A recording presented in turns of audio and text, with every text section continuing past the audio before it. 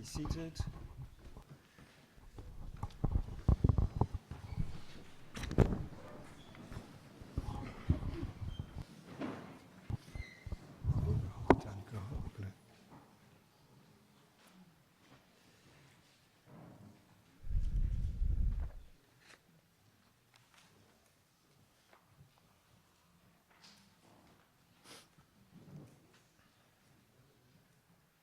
Rabbi, the man said, explain the Talmud to me.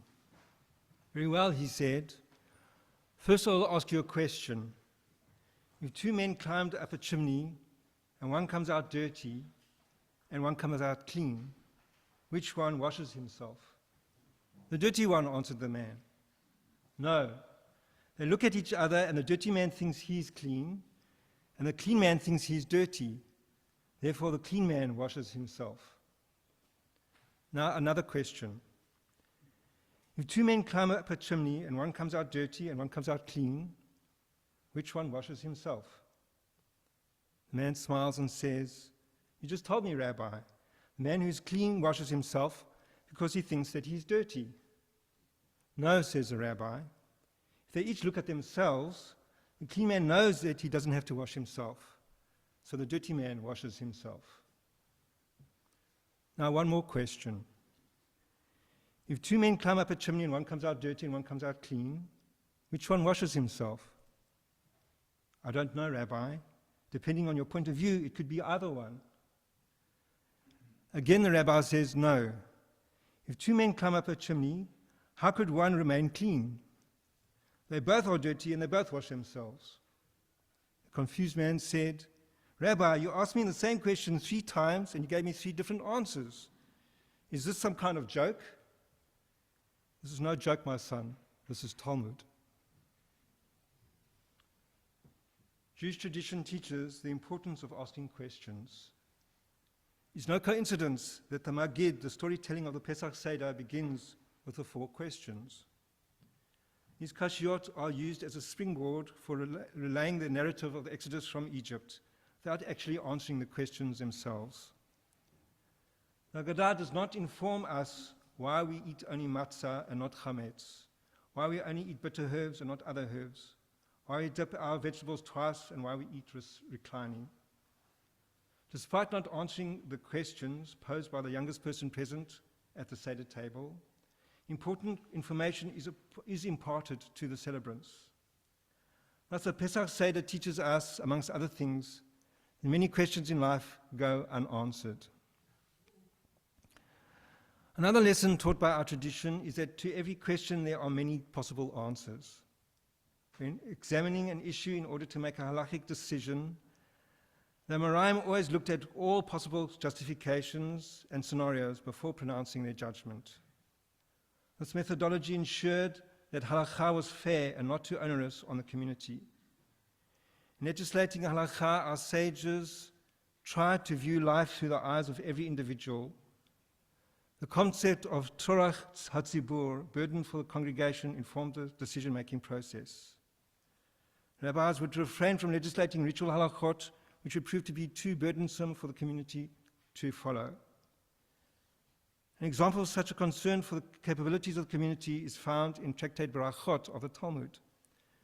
A group of rabbis wanted to include the narrative of Balak and Bil'am in the Shema, but they did not do so because it would have made the service too long, proving too taxing for the congregation.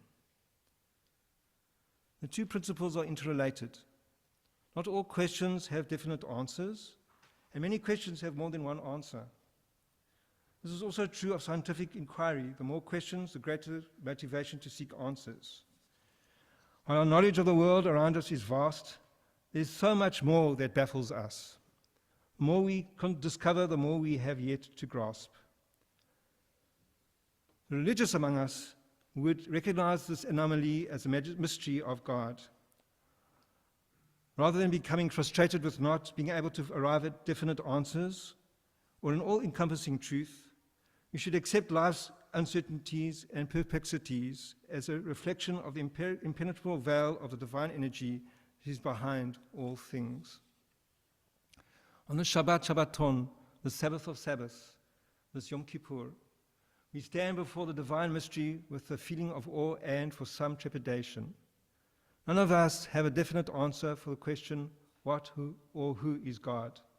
Indeed, Judaism does not prescribe what God is, but merely commands that we should believe in one indivisible God who created the world. How we perceive God is a purely private matter.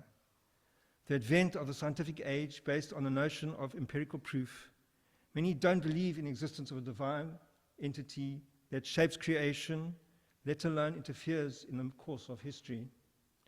Yet there is an unquestionable attraction that draws even the most unobservant or unbelieving Jew to attend synagogue services on Yom Kippur, especially Kol Nidre night.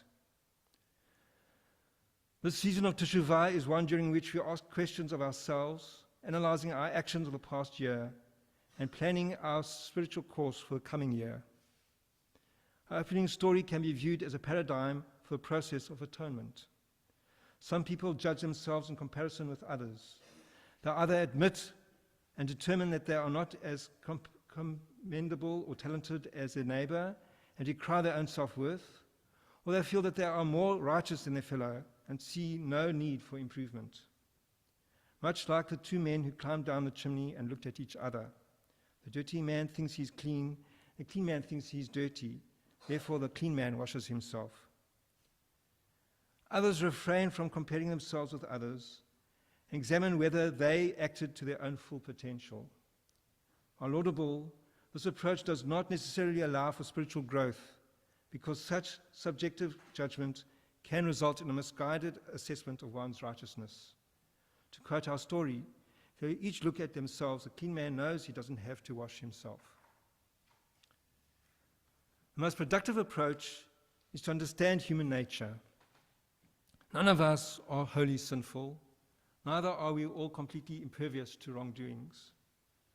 It is impossible to climb up a chimney and not get dirty. Life presents all of us with challenges, and it is impossible not to get tainted by acting inappropriately. All of us need to make atonement for our errors of judgment, and equally all of us need to celebrate our moral achievements. The Torah explicitly states, "Ve'yar Elohim et kol asher asa v'hinei tov ma'od," and God saw all that God had made and found it to be very good. We need to acknowledge and celebrate our inherent goodness. Yom Kippur is not a day of damnation. Rather, it is a day for presenting ourselves before God, both as a community and as individuals, with open hearts, asking for the opportunity to heal our souls in an environment free from the demands of daily life. It is a day of seeking answers to the myriad questions posed by our quest for a better, kinder world. If we bear in mind the lessons of our tradition, that not all questions have answers, that many questions have more than one answer, we will achieve shalom within and without. We will achieve peace and wholeness. Then Yom Kippur will be a celebration of life, and we will emerge from our fast ready for the challenges ahead. It is the questions of life that encourage spiritual and intellectual development, and the answers which can cause stagnation. May you all use your time on this Shabbaton, this Yom Kippur, wisely in your quest to learn more about yourselves and your God, so that you will not be afraid to re-examine old questions to find new answers. That process of researching but not necessarily finding, evolving but not necessarily reaching full maturity, is the presence of the Brit, is the essence of the Brit, our covenantal relationship